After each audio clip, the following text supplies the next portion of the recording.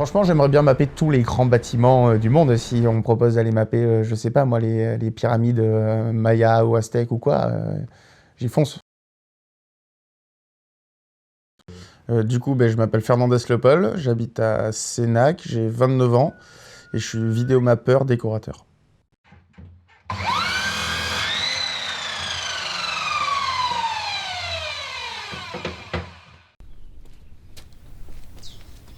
Le vidéomapping, la première utilisation recensée, c'est en 69 à Disneyland dans une maison hantée.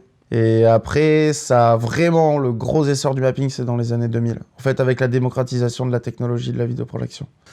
C'est le fait de projeter une image et de l'adapter à sa surface de projection. Donc en gros, admettons, si un vidéoprojecteur, ça va toujours projeter une image rectangulaire, normalement.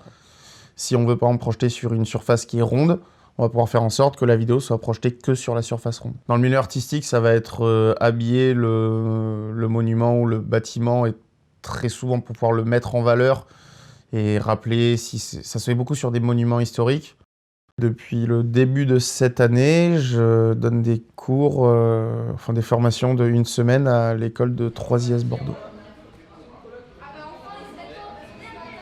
Alors regarde, attention, au début, tu vois là, tu as 4 coins. Ces 4 coins, il faut très peu y toucher. En général, c'est le dernier recours, donc là, fais CTRL Z. Pour modifier ton cercle, tu vas venir recliquer dessus et là, tu utilises ces points. Là, tu utilises au début ces 4 points-là. Alors, en ce moment même, là, je suis sur un projet de vidéomapping pour la mairie de Bassens. Donc, c'est un habillage vidéo pour la façade de la mairie, pour les fêtes de Noël. Alors du coup, comment ça marche en gros le processus de fabrication, c'est j'arrive dans mon logiciel 3D, je viens mettre la photo qui me sert de base. Donc ça c'est la photo que j'ai prise donc en mettant mon appareil à l'endroit à peu près où est le vidéoprojecteur. Une fois que ça c'est fait, je viens créer du coup un modèle 3D. La 3D ou la création vidéo, ça se décompose en 2 parties. La partie, on va dire, preview, ou enfin création, où on crée son projet. Après, la partie rendering, donc la partie où on va encoder. On va demander au logiciel de créer la vidéo ou les images qu'on a créées, qu'on a préparées en amont dans son logiciel, on va dire. Donc il y a un logiciel sur lequel je fais ma création, après un PC sur lequel je fais ma création, après je l'envoie sur un autre PC, et l'autre PC se charge de l'encodage.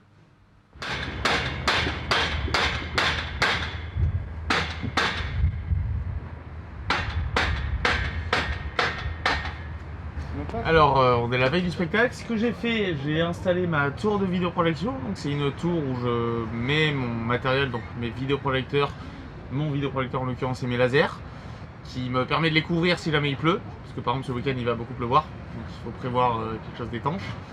Et après, j'ai fait mon calage de vidéoprojection. Donc, en gros, j'ai calé en géométrie mon animation sur le bâtiment.